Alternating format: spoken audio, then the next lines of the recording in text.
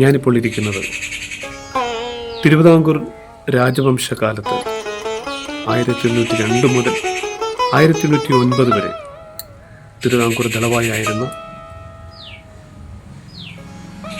വേലായുധൻ ചെമ്പഗ്രാമൻ തമ്പി എന്ന വേലുത്തമ്പി ദളവ ജനിച്ചു വളർന്ന വീട്ടിലാണ്. തിരുവനന്തപുരത്തു നിന്നും 50 കിലോമീറ്റർ മാറി ഇപ്പോൾ തമിഴ്നാടിൻ്റെ ഭാഗമായിരിക്കുന്ന മാർത്താണ്ഡം മണ്ടേ മാർക്കറ്റ് അതിനടുത്തായുള്ള തലക്കുളം എന്ന സ്ഥലത്താണ് ഈ ഭവനം. 1994 തോന്നുന്നു ചിത്രകലാമണ്ഡലം എന്ന പേരിൽ വേലുത്തമ്പി ദളവ സ്മാരക കേന്ദ്രമായി ഈ ഭവനം ഒരു മ്യൂസിയമായി സർക്കാർ മാറ്റിയിട്ടുണ്ട്. ഏറെക്കുറെ വിജനമാണ് ഈ സ്ഥലം. കാരണം വർഷങ്ങളായി കേരള സർക്കാരുമായി ഒരു ട്രസ്റ്റ് ഈ സ്ഥലത്തിൻ്റെ അവകാശത്തിന്മേൽ കേസ് നടത്തി. ആ ട്രസ്റ്റിന് അനുകൂലമായിട്ട് വിധിയുണ്ടായി. ഇപ്പോഴിതൊരു ട്രസ്റ്റിൻ്റെ അധീനതയിലാണ് ഈ ജന്മഗൃഹം. പക്ഷേ ഇപ്പം ഇതിലിപ്പോൾ ആരുമില്ല. ഇതിപ്പം ഒരുപാട് ആളുകൾ തിരുവിതാംകൂർ പാലസൊക്കെ കണ്ടതിന് ശേഷം ഇതിനെക്കുറിച്ച് അറിഞ്ഞ് ഇവിടെ വരാറുണ്ട്. പക്ഷേ ആർക്കും തന്നെയും ഇതിൻ്റെ അകത്ത് കയറിയത് കാണാനുള്ള സൗകര്യമില്ല. ഇവിടെ ആരുമില്ല, കെയർടേക്കേഴ്സ് ആരുമില്ല. മറ്റൊരു ചരിത്ര സ്മാരകം കൂടി നാമാവശേഷമാകുന്ന സ്ഥിതിവിശേഷമാണ്. ഇതിൻ്റെ അടുത്തുള്ള സ്ഥലങ്ങളെല്ലാം തന്നെയും പല ആളുകൾക്കായിട്ടത് വിറ്റ് പല ആളുകൾ വന്ന് താമസിക്കുകയാണ്. അടുത്തുള്ള ചില വീട്ടുകാരോട് ചോദിച്ചപ്പോൾ അവർ പറഞ്ഞു, ഇപ്പോൾ ഇതിങ്ങനെയാണ്, സ്ഥലങ്ങളെല്ലാം വിറ്റുവിന്ന് സംരക്ഷിക്കപ്പെടാതെ ഇതെല്ലാം വിറ്റുപോയി. ഇനി ഈ ജന്മഗൃഹം മാത്രമേ ഉള്ളൂ. ഇതും കുറച്ച് കാലം കൂടെ ശേഷിക്കും. അതിനുശേഷം ഇനി ഇതിൻ്റെ അവസ്ഥയും എന്താവുമെന്ന് അറിഞ്ഞുകൂടാ. എല്ലാ ചരിത്ര സ്മാരകങ്ങളുടെ അവസ്ഥ ഇതൊക്കെ തന്നെയാണ്.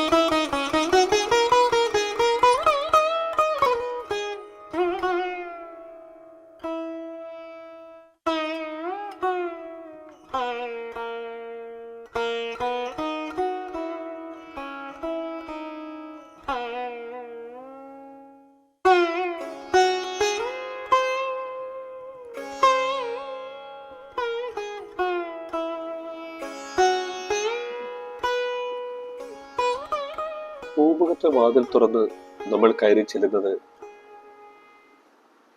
ഒരു നടുമുറ്റത്തേക്കാണ്. വിശാലമായ ഒരു നടുമുറ്റം. അതിൻ്റെ ഇടതുവശത്തായി ഒരു കുടുംബക്ഷേത്രമുണ്ട്.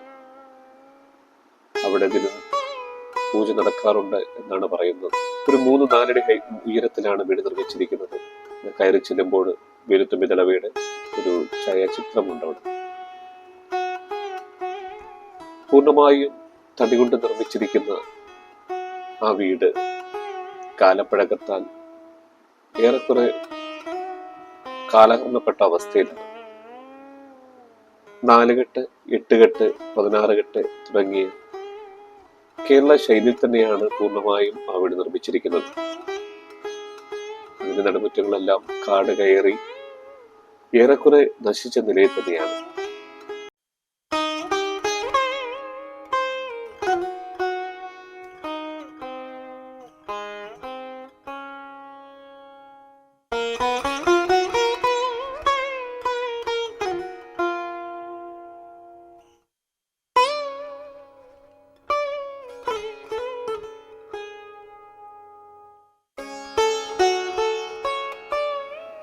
അധികം ഉയരമില്ലാത്ത ചെറിയ വാതിലുകൾ കടന്നു വേണം ഓരോ ഇടങ്ങളിലേക്കും പ്രവേശിക്കുവാൻ. അവിടെയെല്ലാം തന്നെ നടുമുറ്റമുണ്ട്. പഴയ കൂജകൾ, തടി കൊണ്ടും മണ്ണുകൊണ്ടുമുള്ള കൂജകൾ ഇപ്പോഴും അവിടെ തന്നെ അവശേഷിക്കുന്നുണ്ട്. ഇടയ്ക്കെപ്പോഴും ചില സിനിമകൾക്ക് വേണ്ടിയൊക്കെ ഷൂട്ട് ചെയ്യാൻ കൊടുത്തിരുന്നു. അവരാണ് ഇതിന്റെ ഭിത്തിയെല്ലാം ഈ വരച്ച് വൃത്തിയിടാക്കി വെച്ചിരിക്കുന്നത്.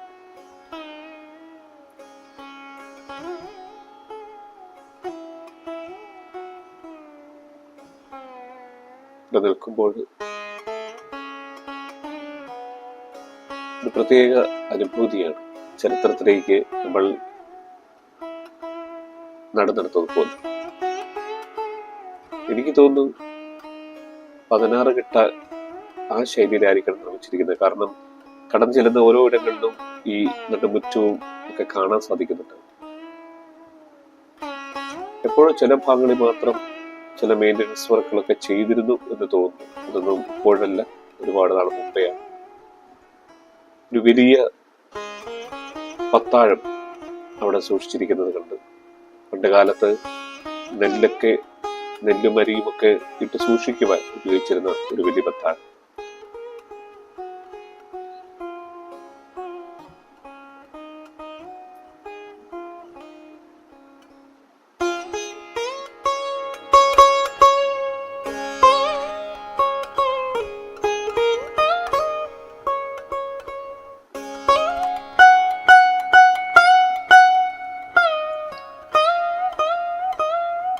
അടുക്കളയോട് ചേർന്ന് കൊണ്ടുവരുന്ന മുറ്റം കണ്ടു.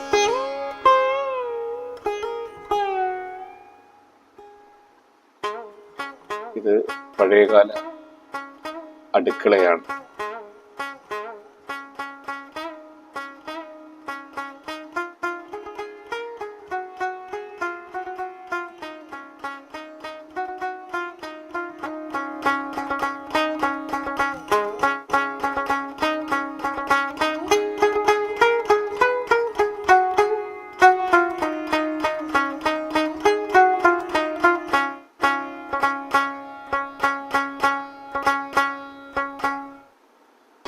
അടുക്കളയിൽ നിന്നും പുറത്തേക്ക് വീണ്ടും ഒരു വാതിലുണ്ട്.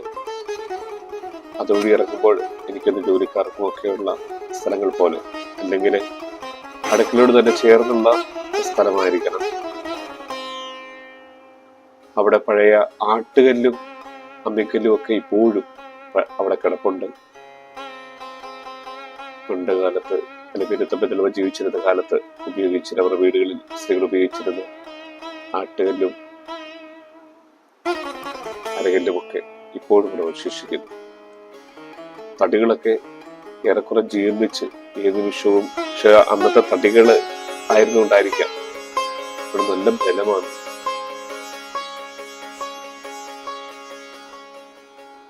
അവിടുന്ന് വീണ്ടും പ്രധാന ഭാഗത്തേക്ക് ചുമര് നിറയെ കൊത്തുപണികളൊക്കെയുള്ള നിർമ്മിതിയാണ്. ഇതിന്റെ അകത്ത് നിൽക്കുമ്പോൾ ഇത്രയും ക്ഷീണിച്ച അവസ്ഥയിലാണെങ്കിലും ഒരു പ്രത്യേക തണുപ്പും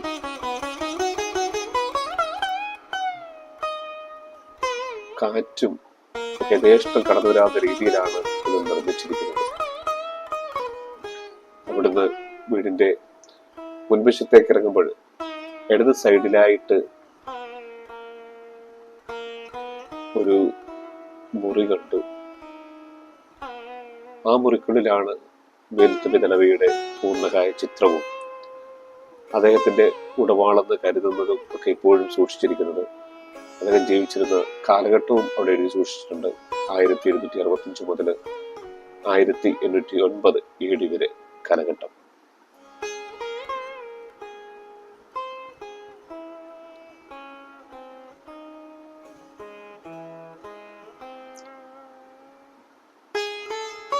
വെറും 44 വയസ്സ് വരെ മാത്രം ജീവിച്ചിരുന്ന ഒരു വ്യക്തിയായിരുന്നു എന്ന് വേണം കരുതുവാൻ. അദ്ദേഹത്തിന് കരുത ഉടവാള് ഇപ്പോഴും ഇവിടെ പട്ടുതുണിയിൽ അത് സൂക്ഷിച്ചു വെച്ചിട്ടുണ്ട്. മനോഹരമായ ഒരു ഛായാചിത്രവും ഒരു പൂജാമുറി പോലെയാണ് തോന്നിയത്.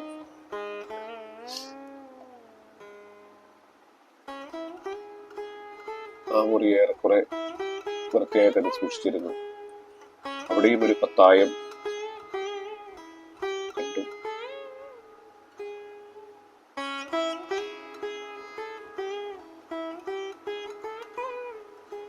ഇവിടെ ഇങ്ങനെ നിൽക്കുമ്പോൾ അദ്ദേഹം ജീവിച്ചിരുന്ന ആ കാലഘട്ടം, തിരുവിതാംകൂർ രാജാക്കന്മാരുടേതായ ആ കാലഘട്ടം മനസ്സിലേക്ക് ഓടിയെത്തും.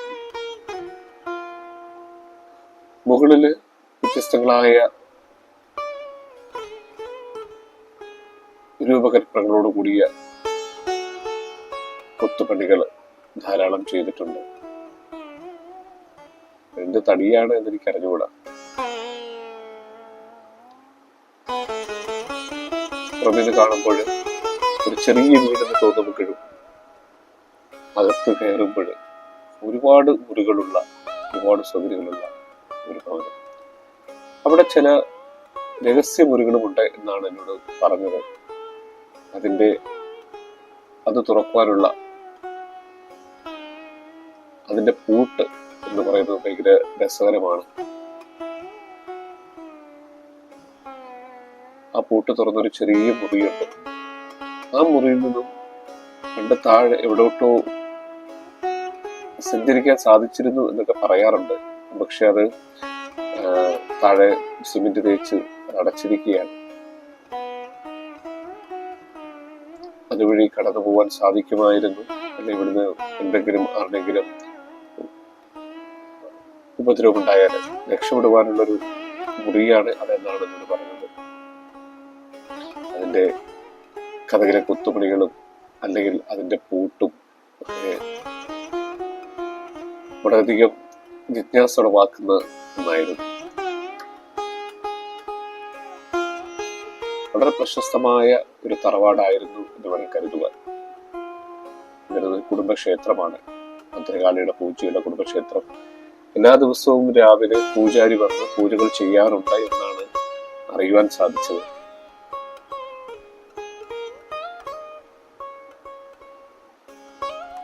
ഇത് ആർക്കിയോളജിക്കൽ ഡിപ്പാർട്ട്മെന്റ് ഏറ്റെടുത്ത് തീർച്ചയായും സംരക്ഷിക്കപ്പെടേണ്ട ഒരു സ്ഥലം തന്നെയാണ്. അവഗണിച്ച് നഷ്ടപ്പെടുത്തിയാൽ പിന്നെ ഒരിക്കലും നമുക്ക് തിരിച്ചു ലഭിക്കില്ലാത്ത സ്ഥലം.